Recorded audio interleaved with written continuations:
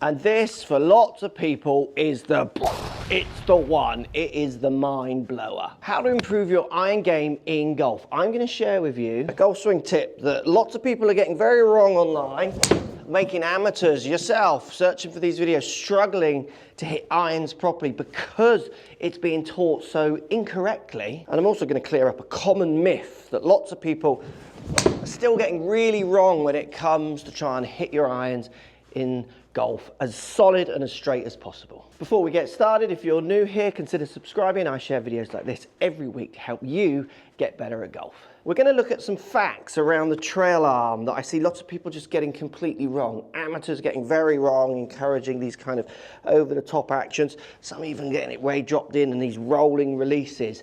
It can cause all kinds of mess, and it's around what players think they need to do with their trail arm compared to what we see good players doing when it comes to swinging the club and how the trail arm should work. So let's begin with the setup. So when it comes to the trail arm in the setup, it's slightly counterintuitive, meaning when I just dangle my arms down out in front of me, if my palms tend to turn under, so the back of my hands tend to turn out, which is what lots of people would do if they just hang their arms down. What this does is it tends to push this shoulder forwards, this one forwards as well.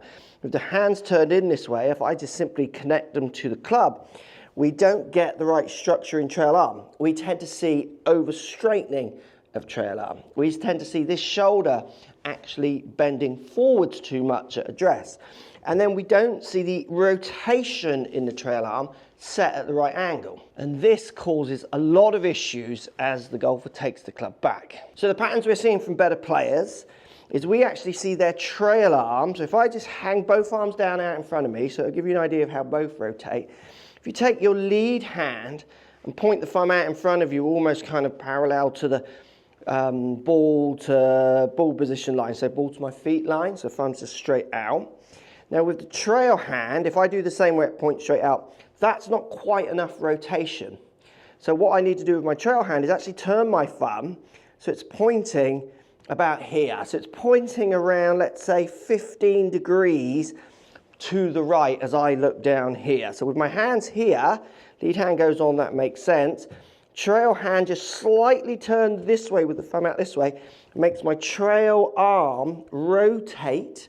So this way, externally is what people would call it, to allow me to not only get a really good hold with my trail hand, but now I have this little bit of natural bend in my right arm, which we all have, and I have the rotation set in a position now that's going to allow me to move this club in a much more constructive way on the way back. This is what we see with amateurs. So good players, we see nearly 10 degrees, 9 degrees of elbow flexion, and in average golfers, look, nearly half, down near 5.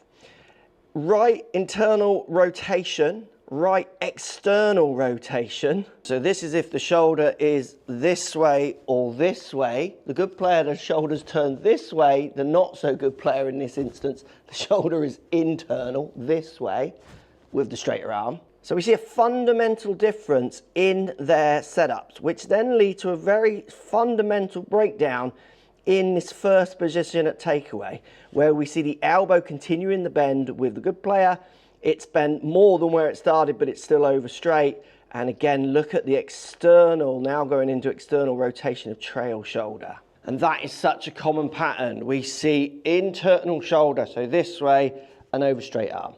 Then we see on the way back, arm a little bit straight, and trail shoulder not rotated enough, which then requires people to start using their wrists loads to try and get the club back where they want, and we see this, or they don't use their wrist at all, and we start seeing the club getting stuffed out here. It's so common, and it's built around that poor setup. So use that drill. Arms down by your side.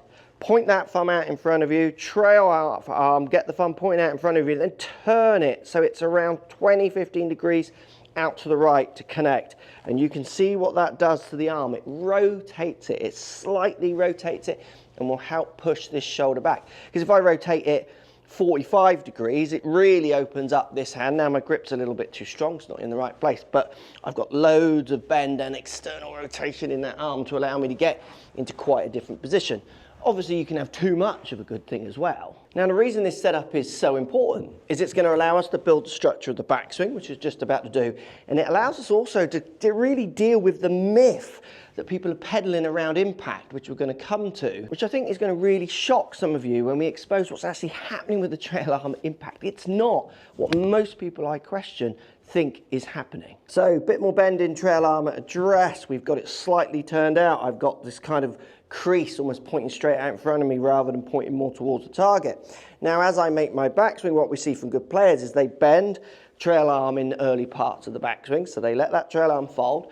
They also start opening up, rotating this arm as well. The shoulder starts opening up more also, allowing them to get into a top of the backswing position where we see trail arm, say, let's call it 90 degrees bent at the most, where with amateurs we see a lot of bend. And that's because they get the order very wrong. So they're straight for a long time and then they realize they're getting stuck, so then they put in lots of bend. What we see from the better player is we see a gradual bending all the way back, so they don't have to put this emergency bend in at the top, which is why we see these positions with better players. Often with amateurs, we see more of these crumpled positions. So feeling like you're going from this great setup position to slightly bending it, slightly bending it, slightly bending it, just to hit the 90 degrees at the top is way better than what we see so many amateurs who think, well, they're a bit straight at the start, they get really straight here, and then they got to bend or they are completely stuck. So it's this gradual bending that's going to allow us to load into downswing as well and into impact. So great way of getting the feeling not only of this shoulder staying back, but also this arm rotating enough and making sure the elbow is connected for this structured backswing rather than these kind of positions when this shoulder's pushed in. And if the arm is over straight to then bent, and we see this kind of retracting at the top of the backswing, awful for causing this kind of action. Use this drill. So hold the club in your trail hand and slightly down the grip. Now get your lead arm around parallel to the ground out in front of you. Club somewhere up in the sky, can be a right angle just short of here, so quite relaxed. Then what you're going to do is just fold the club back this way, so just let it lie back this way. You'll feel what that's doing to your shoulder, you'll feel what that does to the rotation in your lead arm. Let's just tidy up the club face, so you want the club face to be slightly turning this way, which would be really bending trail wrist back a little bit. So we've now got really good rotation in shoulder, really good rotation in trail arm, which we're missing, and we've got a little bit of awareness of the face. Now from here, I can just take golf posture. So now I'll bend down, with that face slightly point down to the ground and rotate. And we're now going to see a very different structured backswing than what we see from amateurs. Let's say they rotate their arm this much and then they straighten it. They're going to be kind of out here, which we see. Or we see them bend trail arm too much and not rotate it. We see that one, that's so common, isn't it? You know your mates who are doing this, they're everywhere. So understanding that this arm needs to have rotation, understanding that that rotation with a little gradual bend in trail arm is what's going to get you into those pro-like positions is so much better. Basically, we see amateurs doing too much, so they do too much straightening, too much bending, where with the good players we're seeing relaxed rotation at the start, adding rotation gently, adding bend gently, adding rotation gently, adding bend gently to get in this more balanced position. And this is what leads us on to the crazy myth I see peddled around impact that people are just getting wrong, which we'll show you from measured data. But before we do that, let's show you some of the common faults I see golfers make every day when trying to fix backswings around trail arm and trail shoulder.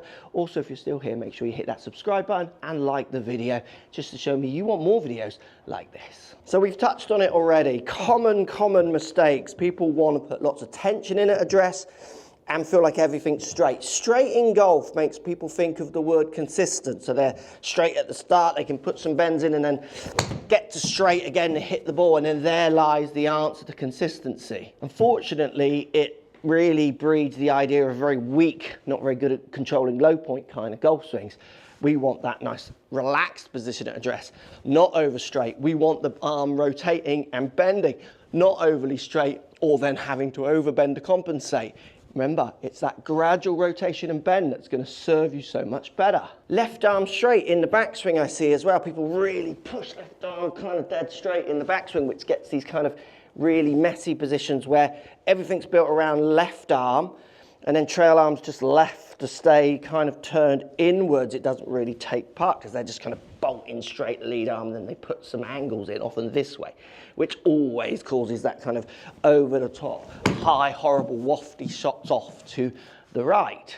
Do you want to see something quite shocking? This isn't the myth, this is a bonus myth. Good player in the yellow. This is left arm flexion, so bend 14 degrees, and in the not so good player, 9 degrees. Yeah, 14 degrees bent. They're comfortably straight in lead arm.